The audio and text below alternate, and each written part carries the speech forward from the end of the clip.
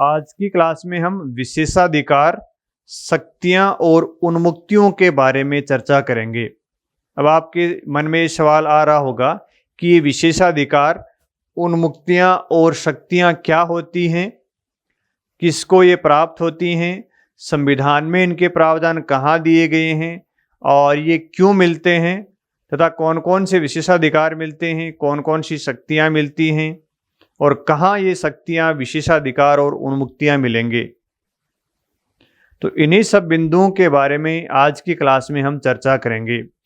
आप जानते हो हम राजस्थान विधानसभा की बात कर रहे हैं, विधानसभा से संबंधित टॉपिकों को हम पढ़ रहे हैं। तो जाहिर सी बात है कि जो उन्मुक्तियां होंगी या शक्तियां होंगी या विशेषाधिकार होंगे वो विधानसभा से संबंधित ही होंगे। तो विधानसभा में कौन कौन लोग हो सकते हैं? विधानसभा खुद हो सकती है, विधानसभा के सदस्य हो सकते हैं और विधानसभा की समितियां हो सकती हैं। तो पहला प्रश्न का जो जवाब यही है कि जो विशेषाधिकार हैं या उन्मुक्तियां हैं या शक्तियां हैं, भाई विशेषाधिकार को क्या बोलते हैं? प्रिविलेज बोलते हैं। उन्मुक्तियों को क्या बोलते हैं? इम्यूनिटीज बोलते हैं। और शक्ति को क्या बोलते हैं? पावर बोलते हैं। तो ये सारी चीज़ें किसके लिए हैं? तो उत्तर है विधानसभा के लिए, या सदन बोल सकते हैं। सदन यानी राजस्थान की बात करें तो सदन का मतलब क्या है? यहाँ पे राजस्थान की अगर हम बात कर रहे हैं तो सदन का मतलब विधानसभा है। अन्य राज्य की हम बात करते जहाँ पे विधानमंडल के दो सदन होते हैं, विधानसभा भी होती है और विधान परिषद भी होती है, तब तो हम यहाँ सदन का मतलब क्या समझते? विधानमंडल समझते। लेकिन हम राजस्थान की बात कर रहे हैं तो सदन का मतलब क्या है? विधानसभा। तो ये विशेषाधिकार किसको प्राप्त हैं? सदन को प्राप्त हैं, सदस्यों को प्राप्त हैं। सदन के जो सदस्य होते हैं उनको क्या बोलते हैं? विधायक बोलते हैं। क्या बोलते हैं? विधायक बोलते हैं। और सदन की समितियों को भी प्राप्त होते हैं। आप जानते हो जो विधानसभा होती है उसकी अनेक प्रकार की समितियां होती हैं, जैसे प्राक्कलन समिति होती है, लोक लेखा समिति होती है, विशेषाधिकार हनन की समिति होती है, नियम समिति होती है, कार्य मंत्रणा समिति होती है, कार्य सलाहकार समिति जिसको हमने अध्यक्ष वाले पार्ट में पढ़ा था। कार्य सलाहकार समिति का, नियम समिति का पदेन अध्यक्ष कौन होता है? विधानसभा का अध्यक्ष ही होता है, जो सदन के संचालन के संबंध में नियमों से संबंधित और सदन के संचालन से संबंधित समितियां होती हैं। तो ये जो विशेषाधिकार, शक्ति और उन्मुक्तियां किसको प्राप्त हैं? विधानसभा यानी सदन को प्राप्त हैं, सदस्यों को प्राप्त हैं, यानी विधानसभा के सदस्य क्या हो गए? विधायक हो गए, उनको प्राप्त हैं, और विधानसभा की समितियों को प्राप्त हैं। पहली बात आप हम किसके बारे में बात कर रहे हैं? ये सारी चीज़ें किसको प्राप्त हैं? इन तीन प्रकार के संस्था और लोगों को प्राप्त हैं। दूसरी बात करते हैं अब, चलिए इनके संवैधानिक प्रावधान कहाँ दिए गए हैं? क्या ये संविधान में दिए गए हैं या ऐसे ही हम बात कर रहे हैं? तो इनके प्रावधान संविधान में दिए गए हैं। हम जिन चीज़ों को पढ़ रहे हैं, विशेषाधिकार, उन्मुक्ति और शक्ति, इनके प्रावधान संविधान के अनुच्छेद 194 में दिए हुए हैं।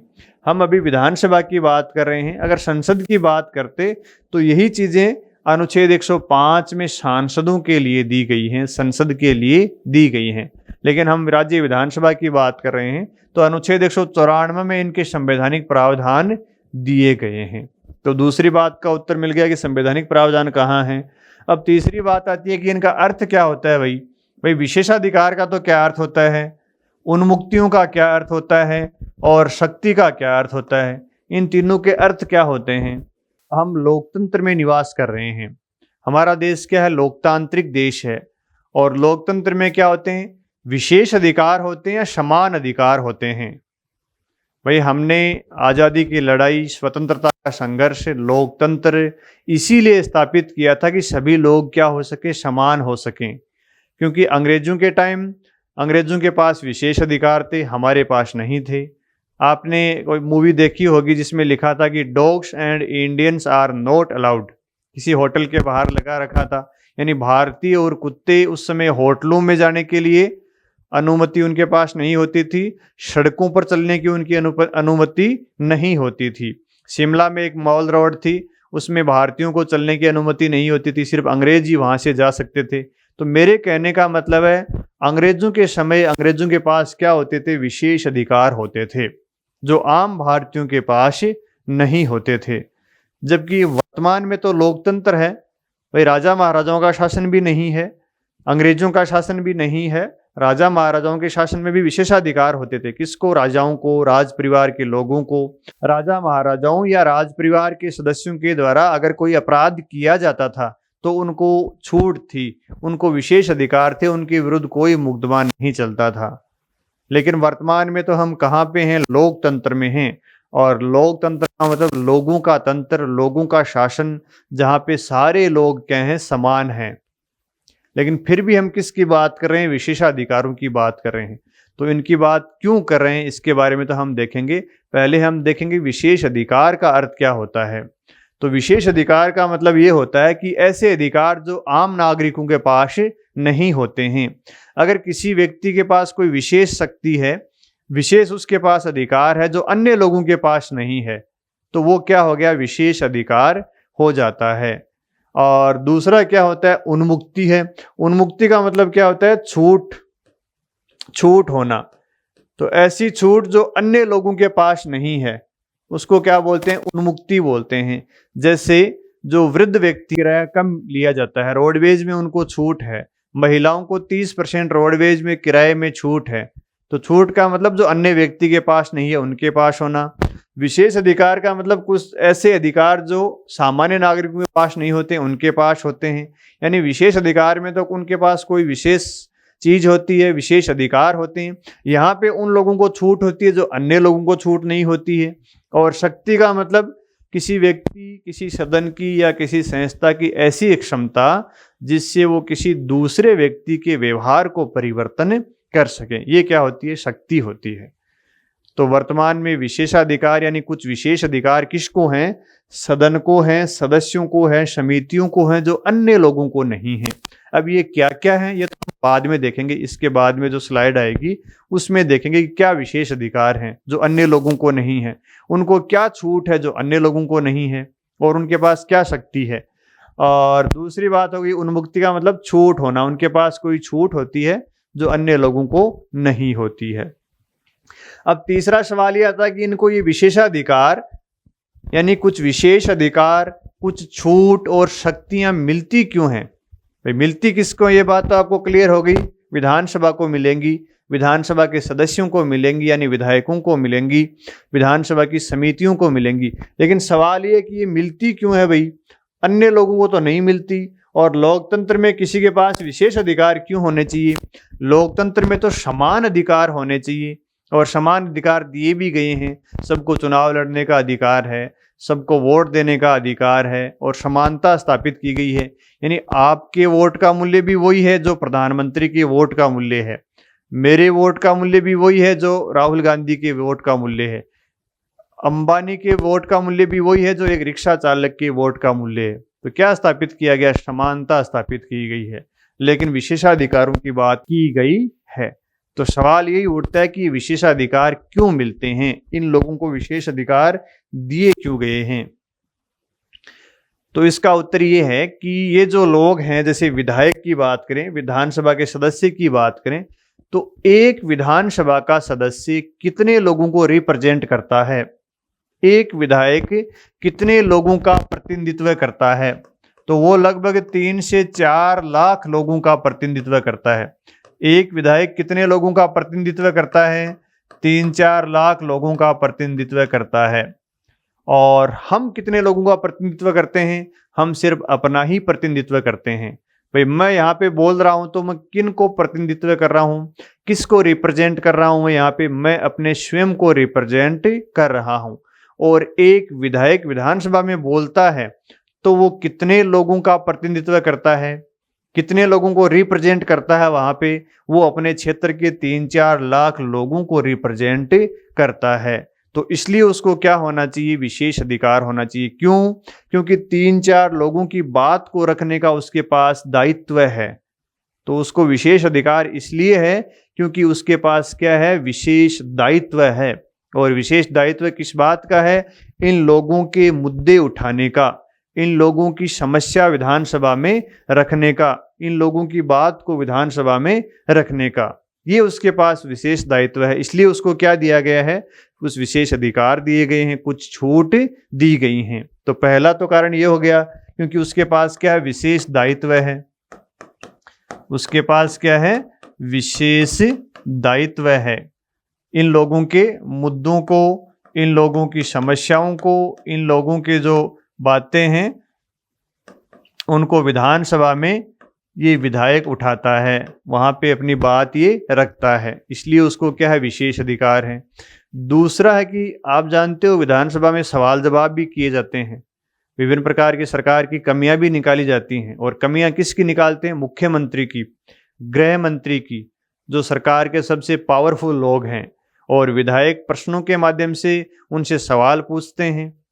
तो जो पावरफुल लोग हैं, मुख्यमंत्री, गृह मंत्री, जिनके पास पुलिस है, सीआईडी है, सीबीआई है, तो क्या वो लोग विधायक को गिरफ्तार नहीं करवा देंगे? उनसे विधायक सवाल पूछेगा तो विधायक जब अपने क्षेत्र से निकलेगा तो बीच में उसको पुलिस गिरफ्तार नहीं कर सकती क्या? क्योंकि जब मंत्री को सवाल तो पहले ही भेज देते हैं कि ये सवाल का जवाब देना है। तो उससे बचाने के लिए विधायक अपनी बातों को सदन में आसानी से रख दें, उनके कार्यों में कोई बाधा नहीं आए, इसलिए उनको विशेष अधिकार दिए गए हैं। नहीं तो मुख्यमंत्री कभी भी उनको गिरफ्तार करवा सकता है, क्योंकि सदन के जो सवाल होते हैं तो 15 दिन पहले ही भेज दिए जाते हैं विधायक के। तो मुख्यमंत्री को तो पता है कि सवाल ये सरकार की इस समस्या के बारे में पूछा है, इस कमी के बारे में पूछा है। तो मुख्यमंत्री ताकतवर होता है तो वो विधायक को निकलते ही गिरफ्तार करवा देगा। तो वो गिरफ्तार नहीं करवा सके, इसीलिए विधायक को क्या दिया गया है, विशेष अधिकार दिया गया है, छूट दी गई है। और छूट किस बात की दी गई है कि आप विधायक को गिरफ्तार नहीं कर सकते। जब विधानसभा का सत्र चल रहा है तो उससे 40 दिन पहले और सत्र के 40 दिन बाद तक उसको गिरफ्तार नहीं किया जा सकता। ये क्या दी गई है, उसको छूट दी गई है। क्योंकि सरकार और जो मुख्यमंत्री, गृह मंत्री, मंत्री सब लोग क्या होते हैं, पावरफुल होते हैं, तो वो विधायक को अपनी बात रखने से रोक सकते हैं। इसलिए विधायकों को क्या दिए गए हैं, विशेषाधिकार और छूट दिए गए हैं। दूसरा कारण क्या है, विधायकों के कार्यों में बाधा न पहुंचे। इनको छूट और विशेषाधिकार इसलिए दिए गए हैं, विधायकों के कार्यों में कार्यपालिका बाधा न पहुंचा सके। भाई कार्यपालिका मतलब मुख्यमंत्री, कार्यपालिका बाधा न पहुंचा सके, इसलिए उनको क्या दी गई है, विशेषाधिकार और छूट दिए गए हैं। तो विशेषाधिकार, छूट और शक्तियां देने के ये दो महत्वपूर्ण कारण हैं, क्योंकि वो लोगों को प्रतिनिधित्व करते हैं, सरकार से सवाल पूछते हैं, सरकार की कमियां निकालते हैं और लोगों को 3 से 4 लाख लोगों का प्रतिनिधित्व करते हैं। तो उनके पास क्या है, विशेष दायित्व हैं। तो उनको पूरा करवाने के लिए उनके पास विशेषाधिकार, शक्तियां और उन्मुक्तियां हैं। तो इस बात का आपको जवाब मिल गया होगा मेरे हिसाब से कि इनको विशेषाधिकार क्यों मिलते हैं। अब सवाल ये उठता है कि कौन से विशेषाधिकार मिलते हैं, कौन सी छूट मिलती है, कौन सी शक्तियां मिलती हैं, और वो शक्तियां कौन देता है इनको, कहाँ उनके प्रावधान हैं, अगर विशेष अधिकार का कोई हनन हो जाए तो क्या प्रावधान है ना। तो वो सारी बातें अब अपन देखते हैं कि कौन कौन से विशेषाधिकार हैं, कौन सी शक्तियां हैं, कौन सी उन्मुक्तियां हैं। और इनके प्रावधान अनुच्छेद 194 में दे रखे हैं। अनुच्छेद 194(1) में प्रावधान किया गया है कि सदन में वाक स्वतंत्रता होगी। जो विधानसभा है उसमें वाक स्वतंत्रता होगी। किसको होगी, विधानसभा के सदस्यों को होगी। यही तो विशेषाधिकार है। अब आप कहोगे कि वाक स्वतंत्रता तो हमें भी है, अभिव्यक्ति का अधिकार तो आम लोगों को भी है, तो विधायकों को भी अभिव्यक्ति की स्वतंत्रता है, तो फर्क कहाँ आता है, उनको विशेष अधिकार कैसे मिले? भाई हमें जो वाक स्वतंत्रता है उस पर अनुच्छेद 19(2) के तहत कई प्रकार के प्रतिबंध लगे हुए हैं। वो प्रतिबंध विधायकों के ऊपर काम नहीं करते। विधायकों को अपने से ज्यादा वाक स्वतंत्रता मिली हुई है। तो पहली बात है कि वाक स्वतंत्रता किसको मिली हुई है, तो इसका उत्तर है सदस्यों को मिली हुई है। तो क्या विधायकों को जो वाक स्वतंत्रता है, सदन में अपनी बात रखने की स्वतंत्रता है, वो अपने से तो ज्यादा है, लेकिन क्या वो असीमित स्वतंत्रता है क्या? तो उत्तर है नहीं। उनके वाक स्वतंत्रता पर भी कई प्रकार के प्रतिबंध लगाए गए हैं, जिसमें 2 मुख्य प्रतिबंधों की बात अनुच्छेद 194(1) में की गई है। तो उन पर प्रतिबंध कौन आरोपित करता है? तो उन पर प्रतिबंध लगाते हैं संविधान। प्रतिबंध कौन लगाता है? उन पर प्रतिबंध लगाता है संविधान के उपबंध, संविधान के अन्य प्रावधान, संविधान के अन्य प्रावधान उन पर क्या लगाते हैं? प्रतिबंध लगाते हैं। इसका मतलब जो वाक स्वतंत्रता है ना सदस्यों की, वो असीमित तो नहीं है, लेकिन हमारे से ज्यादा है। हमारे से ज्यादा इसलिए क्योंकि हम तो अपने को ही प्रेजेंट करते हैं और विधायक लाखों लोगों का प्रतिनिधित्व करता है, इसलिए हमारे से उनके पास ज्यादा अधिकार हैं। इसलिए क्या हो गया? विशेष अधिकार हो गया। इसी को तो हमने विशेष अधिकार कहा था कि आम लोगों से ज्यादा जो अधिकार होते हैं वो विशेष अधिकार होते हैं। आम नागरिकों के पास जो अधिकार नहीं होते वो उनके पास अधिकार, ऐसे अधिकार जो आम नागरिकों के पास नहीं होते हैं वो क्या कहलाते हैं? विशेष अधिकार कहलाते हैं। तो विशेष जो वाक स्वतंत्रता है वो असीमित है क्या? तो उत्तर है असीमित तो नहीं है। तो असीमित नहीं है तो फिर प्रतिबंध कौन लगा रहा है और कहाँ से प्रतिबंध आ रहे हैं? तो प्रतिबंध संविधान के अन्य प्रावधानों के माध्यम से लगाया गया है। और दूसरे प्रकार के प्रतिबंध कहाँ से आ रहे हैं? विधानसभा की प्रक्रिया और कार्य संचालन नियमों के, विधानसभा की प्रक्रिया और कार्य संचालन नियमों के माध्यम से भी प्रतिबंध लगाया जाता है। प्रक्रिया और कार्य संचालन नियम जैसे राजस्थान में बनाए गए 1956 में, ये भी प्रतिबंध लगाते हैं। तो संविधान के अन्य प्रावधान कौन से हैं जहां पर विधायकों की वाक स्वतंत्रता पर प्रतिबंध लगाया गया है? तो संविधान में न्यायाधीशों के आचरण पर चर्चा करने से विधायकों को रोका गया है। जैसे संसद के जो सदस्य हैं वो भी किसी न्यायालय के न्यायाधीशों के आचरण पर चर्चा नहीं कर सकते, वैसे विधायक या सदस्य विधानसभा के भी न्यायाधीशों के आचरण पर चर्चा नहीं कर सकते। तो ये प्रतिबंध हो गया, न्यायाधीश के आचरण पर चर्चा नहीं कर सकते। बस एक दशा में कर सकते हैं, जब किसी न्यायाधीश को पद से हटाने का प्रस्ताव अगर सभा में लंबित होता है, विधानसभा में तो आता ही नहीं है, संसद में जाता है, तब तो संसद के सदस्य उनके आचरण पर टिप्पणी कर सकते हैं। अन्यथा विधानसभा में तो ये सवाल आता ही नहीं है न्यायाधीशों को हटाने का, इसलिए वो तो कभी भी न्यायाधीशों को के आचरण पर चर्चा नहीं करते हैं। तो पहला प्रतिबंध तो ये हो गया संविधान के प्रावधान से।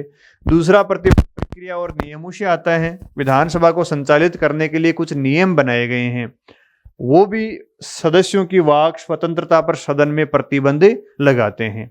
भाई सदन का एक तो गरिमा होती है, डेकोरम होता है कि जब अध्यक्ष बोलता है, अध्यक्ष खड़ा होता है अपनी सीट पे, तो सभी सदस्य बैठ जाते हैं, कोई सदस्य बीच में नहीं बोलता है। ये प्रक्रिया और नियमों में है। प्रक्रिया और नियमों में ये भी लिखा कि कोई सदस्य अपनी बात कह रहा है तो दूसरा सदस्य कभी बीच में खड़ा नहीं होगा। हालांकि होते तो हैं, लेकिन नियम है कि खड़ा नहीं हो सकता। दूसरे व्यक्ति को बात कहने में कोई व्यक्ति बाधा नहीं पहुंचाएगा। व्यक्ति का मतलब है विधानसभा का सदस्य। विधानसभा का सदस्य असंसदीय आचरण संसद में नहीं करेगा, अमर्यादित भाषा नहीं बोलेगा। इस प्रकार के कई प्रकार के प्रतिबंध इन नियमों के माध्यम से उनकी वाक और स्वतंत्रता की अभिव्यक्ति पर लगाए गए हैं।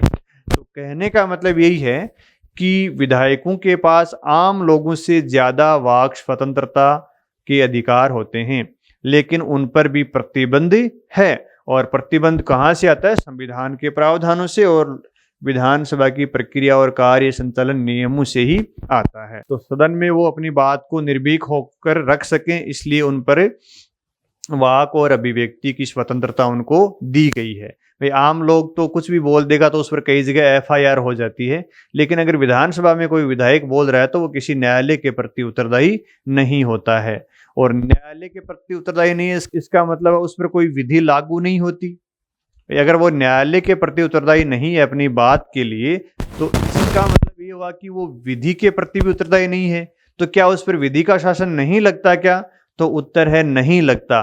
तो विधि का शासन नहीं लगता, इसीलिए तो क्या हो गया, उसका विशेष अधिकार हो गया। पुराने जमाने में भी तो यही बात थी।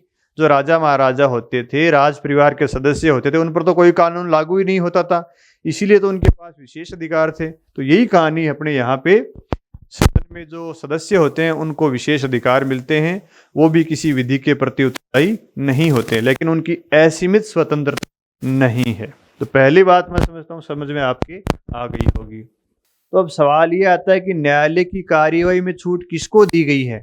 तो इसका उत्तर है, एक तो जो सदस्य होते हैं सदन के सदस्यों को छूट है, और दूसरी किसको है, किसी व्यक्ति को है।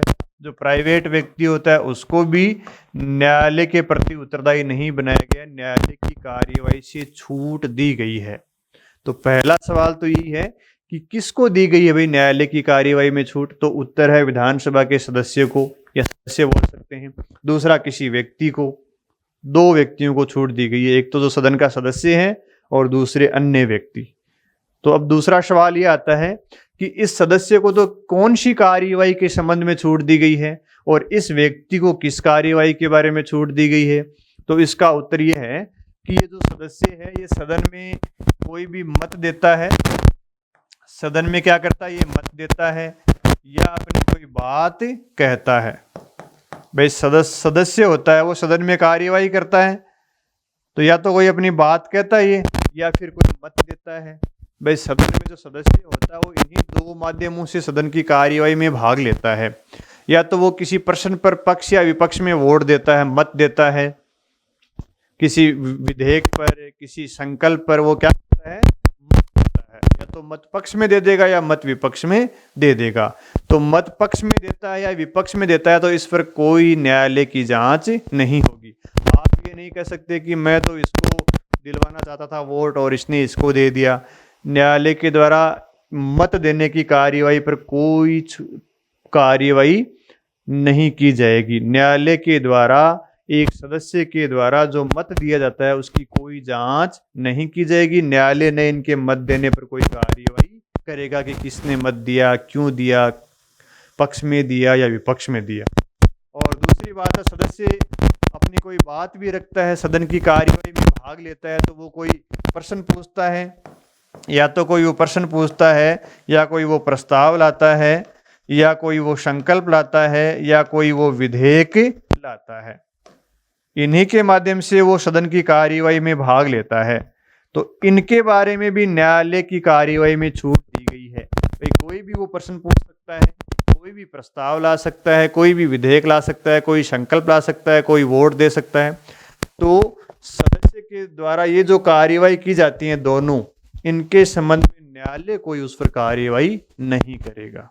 तो बात आपके समझ में आ गई कि सदन में सदस्यों को किस मामले में न्यायालय की कार्यवाही से छूट दी गई है। कोई बात कहने में और अपना मत देने में उसको न्यायालय में छूट दी गई है। इन दोनों के लिए इस व्यक्ति को किसी न्यायालय के प्रति उत्तरदायी नहीं ठहराया जाएगा।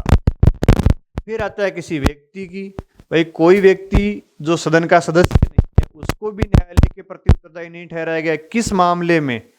अगर कोई व्यक्ति सदन के किसी प्रतिवेदन को, सदन की किसी रिपोर्ट को या सदन की कोई कार्यवाही को अखबार में छापता है या न्यूज़पेपर में वो छाप देता है, तो उस व्यक्ति पर किसी प्रकार की न्यायालय के द्वारा कार्यवाही नहीं की जाएगी।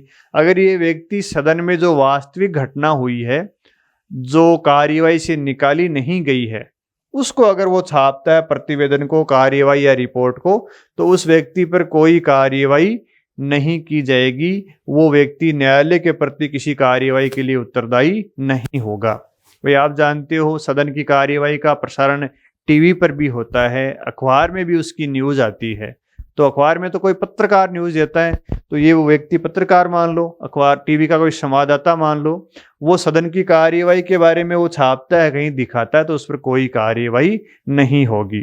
तो दूसरी बात आपको समझ में आ गई होगी, न्यायालय की कार्यवाही में छूट किसको दी गई है और किन बातों पर दी गई है। तो सदस्य को दी गई है, किसी व्यक्ति को दी गई है। सदस्य को किस मामले में दी गई है? अपनी कोई बात रखने में, या फिर वो सदन में मत देता है उसके बारे में। और व्यक्ति को सदन की कार्यवाही को छापने के संबंध में, प्रसारण करने के संबंध में। ठीक है, ये अनुच्छेद 194(2) में दिया हुआ है। अब तीसरी बात आती है कि भाई इन सदस्यों को या समितियों को या फिर सदन को जो शक्तियां, विशेषाधिकार और उन्मुक्तियां ये कहाँ से मिलती हैं? कौन उनको उन्मुक्तियां देगा? इन उन्मुक्तियों के प्रावधान उनके लिए कहाँ किए गए हैं? उनको शक्तियां कौन प्रदान करेगा? तो इसका उत्तर है, इनको शक्तियां, उन्मुक्तियां और विशेषाधिकार विधानमंडल के द्वारा प्रदान किए जाएंगे। विधानमंडल विधि बनाकर इनको शक्तियां प्रदान करेगा। इनको शक्तियां कौन प्रदान करेगा? विधानमंडल विधि बनाकर। कौन प्रदान करेगा? भाई विधानमंडल का राजस्थान में अर्थ लगाएं तो क्या हो जाएगी? विधानसभा ही हो जाएगी, क्योंकि राजस्थान का जो विधानमंडल है वो एक सदन, तो विधानसभा विधि बनाकर या विधानमंडल विधि बनाकर उनको क्या प्रदान करेंगी? उनको शक्तियां, उन्मुक्तियां, विशेषाधिकार प्रदान करेंगे। कौन प्रदान करेगा? कौन प्रदान करेगा? तो उत्तर है विधानमंडल विधि बनाकर प्रदान करेगा। विधानसभा विधि बनाकर प्रदान करेगी। तो पहली बात का उत्तर तो ये हो गया। क्या विधानसभा ने विधि बनाई है क्या? तो विधानसभा ने विधि नहीं बनाई है। जो विशेषाधिकार होंगी, जो शक्तियां होंगी, जो उन्मुक्तियां होंगी, इसके बारे में विधानसभा ने कोई विधि नहीं बनाई है। भाई आप जानते हो हमारे देश में संसदीय शासन प्रणाली है, और संसदीय शासन प्रणाली हमारे यहाँ कहाँ से ली गई है? ब्रिटेन से ली गई है। और ब्रिटेन की जो कॉमन सभा है, ब्रिटेन का जो संसद का लोअर सदन है, निम्न सदन है, कॉमन सभा बोलते हैं, उनके सदस्यों को बहुत सारे विशेषाधिकार प्राप्त थे। और हमारी जो संसदीय शासन प्रणाली है वो भी ब्रिटेन से ली गई है। भाई हमारे यहाँ पे राज्यों में भी संसदीय प्रणाली है और केंद्र में भी संसदीय प्रणाली है। तो हमारे यहाँ जो विधानसभा के पास भी जो अधिकार, विशेषाधिकार और उन्मुक्तियां होंगी, वो विशेषाधिकार होंगे जो ब्रिटेन की कॉमन सभा को प्राप्त होते हैं। और संविधान में भी यही लिखा हुआ था कि सदस्यों को जब तक विधानमंडल विधि नहीं बनाता है तब तक वे विशेषाधिकार प्राप्त होंगे तो ब्रिटेन की कॉमन सभा को प्राप्त होंगे। ब्रिटेन की कॉमन सभा को जो विशेषाधिकार और शक्तियां और उन्मुक्तियां प्राप्त होंगे वही विधानसभा के सदस्यों को प्राप्त होंगे। ठीक है, ये बात संविधान में ही लिखी हुई है। इनको कौन कौन सी विशेषाधिकार, शक्तियां और उन्मुक्तियां प्राप्त होंगी? ब्रिटेन की कॉमन सभा के सदस्यों को प्राप्त हैं। ये बात अनुच्छेद 194(3) की हुई है। लेकिन थोड़े दिनों बाद में जब जनता पार्टी की सरकार आई तो सदस्यों ने इस बात का विरोध किया संसद में कि भाई ये जो कॉमन सभा शब्द है ये हटाना चाहिए, क्योंकि भारत संप्रभु देश है, इसके संविधान में किसी दूसरे देश की पार्लियामेंट का संदर्भ नहीं लिया जाना चाहिए। तो सदस्यों ने विरोध करने पर ये कॉमन सभा शब्द हटा दिया। कॉमन सभा शब्द तो हटा दिया और इसकी 44वें संविधान संशोधन 1978 के द्वारा ये प्रावधान जोड़ दिया कि 44वें संविधान संशोधन 1978 से पहले जो विधानमंडलों के सदस्यों को, सदनों को, समितियों को विशेषाधिकार प्राप्त थे, वो जब तक विधानमंडल विधि नहीं बनाएगी वो विशेषाधिकार इन सदस्यों को प्राप्त होंगे। तो वर्तमान में यहाँ पे इस कॉमन सभा की जगह क्या लिखा गया है कि विधानमंडल के सदस्यों को शक्तियां, विशेषाधिकार वो प्राप्त होंगे जो 44वें संविधान संशोधन 1978 से पहले इस सदन को प्राप्त थे। वो विशेषाधिकार प्राप्त होंगे। इस सदन को प्राप्त थे वो विशेषाधिकार विधानसभा के सदस्यों को प्राप्त होंगे, समितियों को प्राप्त होंगे और सदनों को प्राप्त होंगे। कॉमन सभा का जो संदर्भ है वो हटा दिया गया सदस्यों के विरोध करने पर। सदस्यों ने कहा कि भारत स्वतंत्र हो गया, संप्रभु है, इसलिए किसी दूसरे देश की संसद का नाम संविधान में नहीं होना चाहिए, इसलिए ये हटा दिया गया। और वर्तमान में ये प्रावधान है यहाँ पे कि जब तक विधानमंडल विधि बनाकर विशेषाधिकारों का निर्धारण नहीं करेगा तब तक 1978 से पहले इस सदन को जो विशेषाधिकार प्राप्त थे वो भी प्राप्त होंगे। इसका मतलब ये हुआ कि सदस्यों को कौन से विशेषाधिकार प्राप्त हैं? सदन के पास ही शक्ति है, लेकिन सदन के द्वारा विशेषाधिकारों का निर्धारण करने का अधिकार किसको सौंप दिया? एक समिति को सौंप दिया। किसको सौंप दिया? एक समिति को। और उस समिति का क्या नाम है? विशेषाधिकार समिति। विशेषाधिकार समिति जिसमें 15 सदस्य होते हैं। इस 15 सदस्यीय समिति को सदनों के सदस्यों को, समितियों को जो विशेषाधिकार होंगे उसका निर्धारण ये विशेषाधिकार समिति करती है। और इस समिति में 15 सदस्य हैं राजस्थान विधानसभा में। इनका मनोनयन किसके द्वारा किया जाता है? विधानसभा के स्पीकर के द्वारा सदस्यों का मनोनयन किया जाता है। तो वर्तमान में सदस्यों को शक्ति, विशेषाधिकार और उन्मुक्तियां कौन सी होती? जब भी कभी किसी सदस्य के विशेषाधिकार का हनन होता है तो कौन निर्धारित करता है? ये विशेषाधिकार समिति निर्धारित करती है। ठीक है, तो ये अनुच्छेद 194(3) में प्रावधान किए गए हैं। भारत में विशेषाधिकारों को संहिताबद्ध नहीं किया गया है, कोडिफिकेशन नहीं किया गया है। संहिताबद्ध या कोडिफिकेशन का क्या अर्थ है? उनको लिखा नहीं गया है। जैसे संविधान लिखा गया वैसे विशेषाधिकार लिखे नहीं गए हैं। किस पर छोड़ दिए गए हैं? सदन के ऊपर छोड़ दिए। और सदन ने किसके ऊपर छोड़ दिए? इस समिति के ऊपर छोड़ दिए। ठीक है, अब देखते हैं अनुच्छेद 194(4) में क्या प्रावधान किया गया है। अनुच्छेद 194(4) में यह कहा गया है कि कोई ऐसा व्यक्ति जिसको सदन में बोलने और कार्यवाही में भाग लेने का अधिकार हो, या जिसको सदन की किसी समिति में बोलने और कार्यवाही में भाग लेने का अधिकार हो, उसको वही विशेषाधिकार, वही शक्तियां और वही उन्मुक्तियां प्राप्त होंगी जो अनुच्छेद 194 1, 2, 3 में दी गई हैं।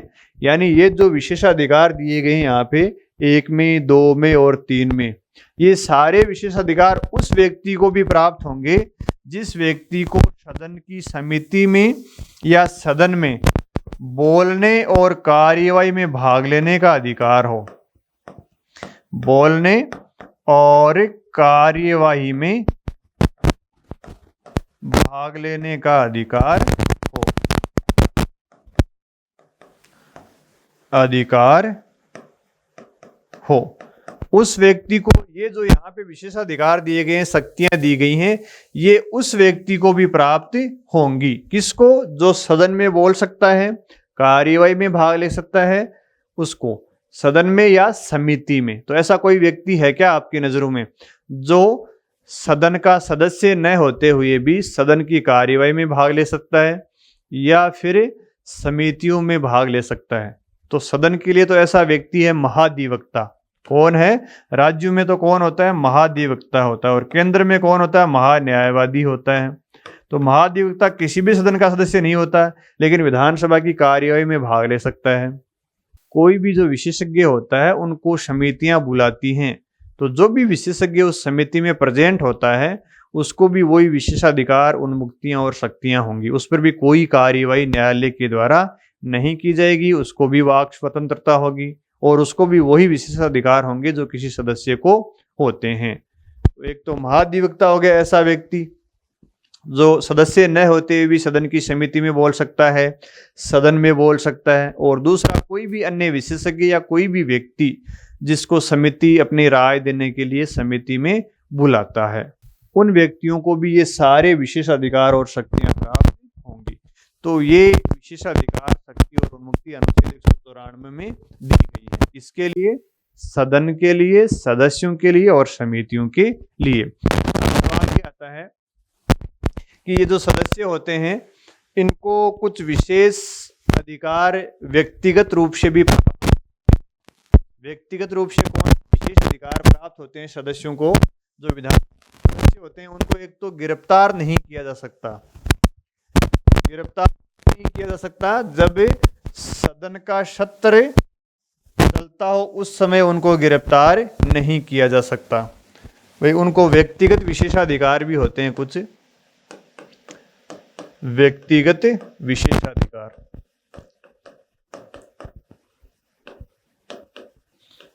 व्यक्तिगत विशेषाधिकार क्या होते हैं? जो सदस्य होते हैं उनको सत्र के, जैसे सदन का कोई सत्र चल रहा है मान लीजिए, तो 70 से 40 दिन पहले, 70 से 40 दिन पहले और सत्र की समाप्ति के 40 दिन बाद तक गिरफ्तार नहीं किया जा सकता। क्या नहीं किया जा सकता? गिरफ्तार नहीं किया जा सकता। ठीक है, अब गिरफ्तार कौन से मामले में नहीं किया जा सकता? दो प्रकार के मामले होते हैं। एक तो चोरी, डकैती, हत्या, बलात्कार, मारपीट, इस प्रकार के मामले होते हैं। दूसरे प्रकार के मामले होते हैं सिविल मामले।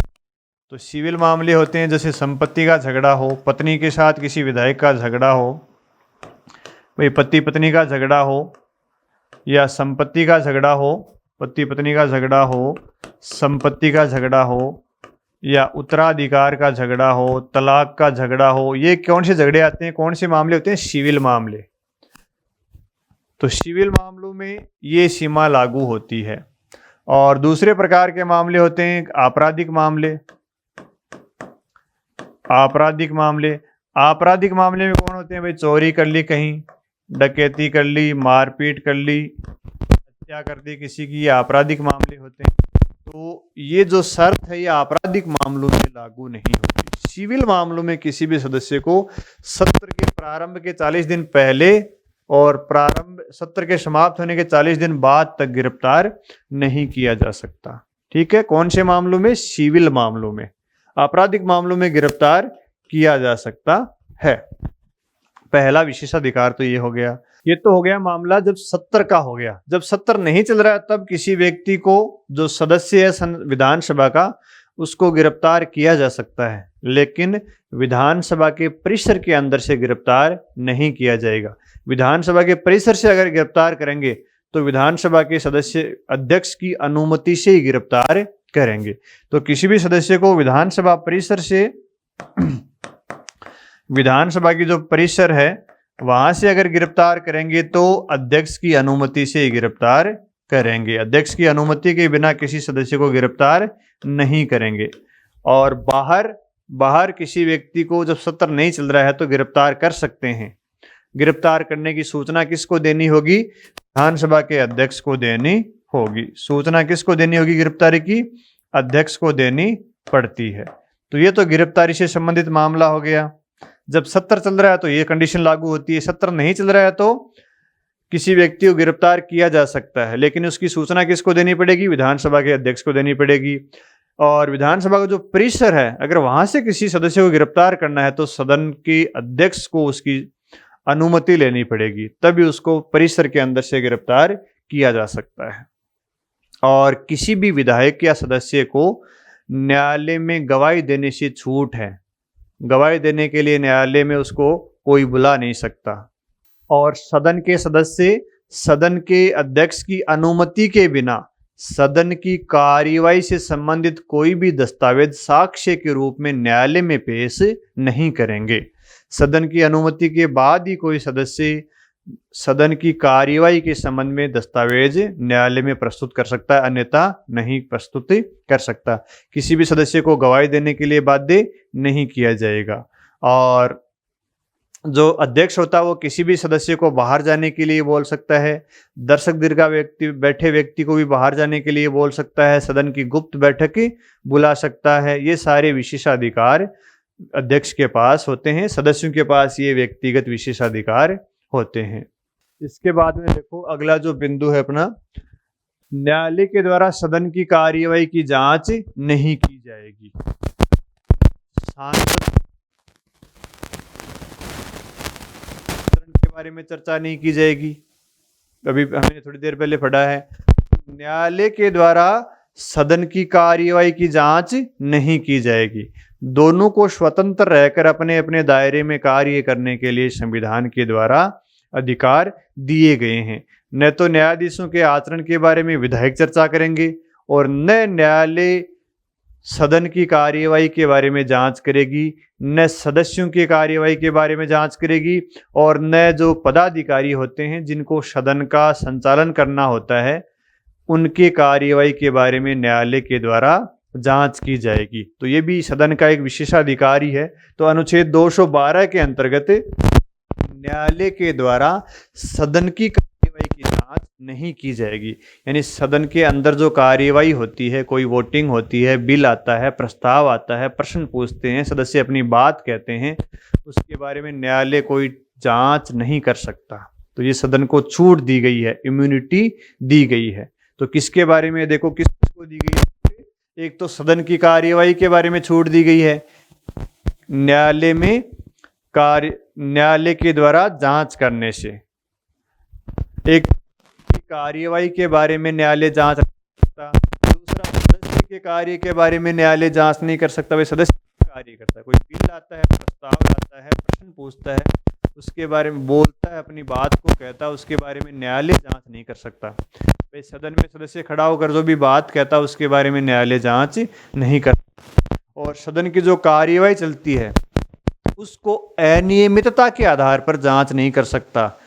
अवैध कार्यवाही होगी तो न्यायालय जांच करेगा, लेकिन अगर कार्यवाही अनियमित है उसकी जांच न्यायालय के द्वारा नहीं की जाएगी। यानी सदन की कार्यवाही अगर अवैध है, अवैध होगी तो न्यायालय क्या करेगा? जांच करेगा, जांच करेगा। लेकिन अगर सदन की कार्यवाही अनियमित है तो अनियमितता के आधार पर न्यायालय जांच नहीं करेगा, जांच नहीं करेगा। अनियमित कार्यवाही का क्या अर्थ होता है? भाई जैसे सदन रोजाना 11 बजे से चल रहा है, 11 बजे से उसकी कार्यवाही स्टार्ट होती है, अब किसी दिन मान लीजिए 12 बजे से हो गई या किसी दिन 10 बजे से कर दी, तो न्यायालय इसकी जांच नहीं करेगा। 10 से क्यों की, 12 से क्यों की? ये सदन की क्या है? अनियमित कार्यवाही है। भाई सदन का टाइम फिक्स है, 11 बजे से सदन बैठता है, लेकिन 12 बजे बैठ गया, कभी 9 बजे बैठ गया या रात तक बैठा रहा, तो उसको अपन ये नहीं कह सकते उसकी कार्यवाही अनियमित है। भाई राजस्थान की विधानसभा 11 बजे से लेकर 5 बजे तक बैठती है, और ये टाइम कहाँ दिया गया है? विधानसभा की प्रक्रिया और कार्य संचालन नियमों में दिया हुआ है। अब मान लीजिए किसी दिन सदन 9 बजे बैठ गया सुबह, तो आप ये नहीं कह सकते कि 11 बजे बैठने वाला 9 बजे कैसे बैठा, न्यायालय इसकी जांच नहीं करेगा। तो ये तो अनियमित कार्यवाही के आधार पर न्यायालय की कार्यवाही से छूट दी गई है। लेकिन अगर सदन की कार्यवाही अवैध है, अवैध होने पर तो क्या करेगा? न्यायालय जांच करेगा। अवैध होने का क्या मतलब होता है? जैसे सदन ने सत्र में है और अध्यादेश जारी कर दें तो ये कार्यवाही अवैध है, और सदन का कोरम पूरा नहीं है और सदन की कार्यवाही चल रही है तो ये कार्यवाही अवैध है। भाई अध्यादेश तब भी जारी कर सकते हैं जब सदन सत्र में नहीं होता है, लेकिन सदन भी सत्र में चल रहा है और आप राज्यपाल से अध्यादेश जारी करवा रहे हो, वो अवैध कार्यवाही है, उसकी न्यायालय जांच करेगा, है ना। और सदन का कोरम पूरा नहीं हो रहा है, 20 सदस्य सदन में नहीं बैठे हैं, फिर भी कार्यवाही चल रही है, विधेयक पारित करवा दिया, उसकी न्यायालय जांच करेगा, वो अवैध कार्य। ठीक है, तो पहली बात है कि सदन की अनियमित कार्यवाही के आधार पर न्यायालय जांच नहीं करेगा, अवैध की जांच कर सकता है। दूसरा बात, सदन के जो सदस्य कार्य करते हैं सदन में उनके बारे में कोई जांच नहीं करेगा। तीसरी बात है, सदन के पदाधिकारियों के द्वारा कुछ सदन को संचालित करने के लिए शक्तियों का प्रयोग किया जाता है। तो पहली बात तो है कि सदन के पदाधिकारी कौन होते हैं? तो पदाधिकारी एक तो स्पीकर होता है जिसको क्या बोलते हैं? अध्यक्ष बोलते हैं अपन, और दूसरा विधानसभा के सचिव वगैरह भी होते हैं, ये भी कार्यवाही को संचालित करने में अपनी शक्तियों का प्रयोग करते हैं। तो स्पीकर के द्वारा सदन की कार्यवाही को संचालित करने के लिए अपनी शक्तियों का प्रयोग किया जाता है, तो इनकी जांच न्यायालय के द्वारा नहीं की जाएगी। भाई सदन को संचालित करने का पूरा अधिकार स्पीकर या अध्यक्ष को है, वो जैसे भी सदन चलाए, जिस तरीके से चलाए, जिस शक्ति का प्रयोग करे, न्यायालय उसकी जांच नहीं करेगा, उसको छूट दी गई है। लेकिन यहाँ पे एक प्रश्न खड़ा होता है कि जब दल बदल अधिनियम के अंतर्गत स्पीकर के द्वारा निर्णय लिया जाता है तो न्यायालय उसकी जांच कर सकता है, क्योंकि दल बदल अधिनियम के अंतर्गत जो निर्णय लिया जाता है स्पीकर के द्वारा, आजकल वो राजनीति से प्रेरित होता है और स्पीकर के द्वारा कई बार पक्षपात किया जाता है, और न्यायालय ने यह कहा कि भाई आप जो दल बदल के आधार पर निर्णय लेते हो वो सदन की प्रक्रिया का हिस्सा नहीं है। दल बदल का जो कार्य होता है वो सदन की प्रक्रिया का हिस्सा नहीं है, और दल बदल अधिनियम के अंतर्गत जब आप निर्णय लेते हो तो आप अर्ध न्यायिक भूमिका में होते हो, एक न्यायालय की भूमिका में होते हो, इसलिए आपकी इस कार्य की जांच की जाएगी। और वर्तमान में न्यायालय सदन के स्पीकर के इस कार्य की जांच भी करता है, यानी दल बदल अधिनियम के अंतर्गत स्पीकर के द्वारा जो निर्णय लिया जाता है न्यायालय इसका न्यायिक पुनरावलोकन कर सकता है। और न्यायालय ने क्या तर्क दिए हैं कि भाई आपका ये जो कार्य है ये सदन की प्रक्रिया का हिस्सा नहीं है, हम इसलिए जांच करेंगे, क्योंकि न्यायालय को तो जांच सदन की प्रक्रिया के बारे में जांच करने से ही तो रोका गया है। प्रक्रिया से बाहर जो काम होता है, सदन की संचालन से बाहर जो काम होता है, उसकी तो जांच कर ही सकता है। दल बदल भी सदन की प्रक्रिया का हिस्सा नहीं है, और दल बदल पर न्यायाधीश जब निर्णय करता है तो ये अर्ध न्यायिक भूमिका में होता है। इसलिए न्यायालय के द्वारा स्पीकर के कार्यों की जांच की जाती है। और उच्चतम न्यायालय ने निर्णय दिया था कि हो तो होलोहान विवाद में, की हो तो होलोहान वाद में 1992 में स्पीकर ने यह कहा कि हम आपके कार्य का न्यायिक पुनरावलोकन करेंगे। क्यों करेंगे? क्योंकि आपका ये कार्य सदन की प्रक्रिया का हिस्सा नहीं है, सदन की कार्यवाही का हिस्सा नहीं है। आप ये कार्य करते हो तो अर्ध न्यायिक भूमिका में होते हो, न्यायाधीश की तरह कार्य करते हो, इसलिए हम जांच करेंगे। ठीक है, तो ये न्यायालय के द्वारा सदन की कार्यवाही में जांच करने से छूट दी गई है। सदन की कार्यवाही को भी छूट है, सदस्यों को भी छूट है, और पदाधिकारियों को भी छूट है। इसके बाद में देखिए अगला बिंदु आता है अपना, विशेषाधिकारों का हनन कौन करता है। जो विशेषाधिकारों की हमने बात की थी अनुच्छेद 194 में, उनका हनन कौन कर सकता है? क्या मुख्य हनन? तो उत्तर है मुख्यमंत्री भी हनन कर सकता है। मंत्री कर सकता है क्या? मंत्री भी कर सकता है। कोई विधायक या सदस्य कर वो भी कर सकता है, कोई आम आदमी भी कर सकता है। तो मुख्यमंत्री के द्वारा विशेषाधिकारों का हनन कब किया जाता है?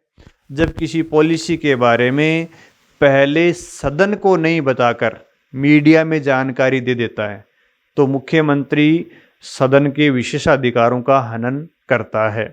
वे जब मुख्यमंत्री के द्वारा किसी पॉलिसी की घोषणा की जाती है तो सदन के अंदर करनी चाहिए, सदन से पहले बाहर मीडिया में नहीं करता। तो अगर मुख्यमंत्री ऐसा करता है तो वो हनन करता है।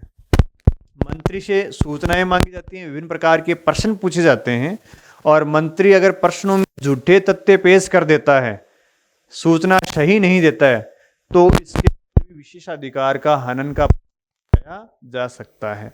सदस्य कैसे करता है? अगर सदस्य के द्वारा सदन में गलत बयानबाजी की जाती है, झूठे तथ्यों के आधार पर भाषण दिया जाता है, तो भी विधायक या सदस्य भी विशेषाधिकार का हनन कर देता है। और व्यक्ति कब करता है विशेषाधिकारों का हनन? जब वो सदन की कार्यवाही में बाधा पहुंचाए, सदस्यों के बारे में, सदन के बारे में मानहानि करने वाली बातें कहता है, तो व्यक्ति के विरुद्ध विशेषाधिकार के हनन का प्रस्ताव आ सकता है। तो इनके द्वारा विशेषाधिकारों का हनन किया जा सकता है।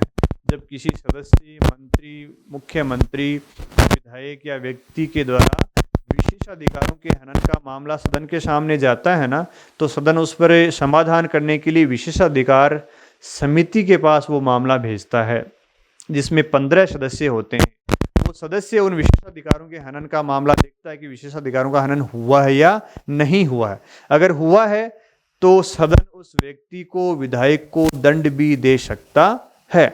विशेषाधिकारों के हनन के लिए सदन के पास क्या है? दंड देने की शक्ति होती है। ठीक है, और इसके बाद देखो अधिकारों में क्या विवाद है। एक तरफ तो व्यक्ति के मूल अधिकार हैं और दूसरी तरफ विशेषाधिकार हैं जो किसी सदस्य या सदन के हैं। तो दोनों में कौन से ज्यादा महत्वपूर्ण है? इसके बाद इसके बारे में दो वाद हमारे सामने प्रमुख आते हैं। पहला आता है सर्च लाइट वाद 1959 का। जब ये सवाल उठा कि व्यक्तियों के जो मूल अधिकार और विशेषाधिकार में टकराव होता है तो कौन ज्यादा प्रभावी होता है, कौन ज्यादा महत्वपूर्ण होता है, तो सर्च लाइट वाद 1959 में ये कहा कि अभिव्यक्ति की स्वतंत्रता और विशेषाधिकारों में अगर टकराव होता है तो ज्यादा महत्वपूर्ण विशेषाधिकार होते हैं, अभिव्यक्ति की स्वतंत्रता को दबाया जा सकता है। ये बात न्यायालय ने सर्चलाइट वाद में कही कि एक तरफ तो व्यक्ति के मूल अधिकार है, दूसरी तरफ विधायकों के विशेषाधिकार हैं, तो ज्यादा महत्वपूर्ण कौन है? ये विशेष अधिकार ज्यादा महत्वपूर्ण है, ये इसके नीचे ही आएंगे। ठीक है, तो सर्चलाइट वाद में ज्यादा महत्वपूर्ण किसको माना है? विशेषाधिकारों को माना है। दूसरे प्रकार का विवाद आया था केशव सिंह वाद 1965 का। भाई केशव सिंह वाद 1965 का जो वाद है, इसमें राष्ट्रपति ने उच्चतम न्यायालय से सलाह ली थी। राष्ट्रपति की सलाहकारी शक्ति के अंतर्गत ये निर्णय उच्चतम न्यायालय के द्वारा दिया गया था। और सलाह क्या ली थी कि भाई जब एक तरफ तो जीवन का अधिकार है, दूसरी तरफ सदन के विशेषाधिकार हैं, कौन ज्यादा महत्वपूर्ण है? तो उच्चतम न्यायालय ने इस वाद में सलाह देते हुए राष्ट्रपति को कहा कि व्यक्ति के जीवन का अधिकार महत्वपूर्ण है। विशेषाधिकार के नाम पर व्यक्ति के जीवन के अधिकार के साथ खिलवाड़ नहीं कर सकते। तो इस वाद में ज्यादा महत्वपूर्ण किसको माना था? जीवन के अधिकार को महत्वपूर्ण माना था।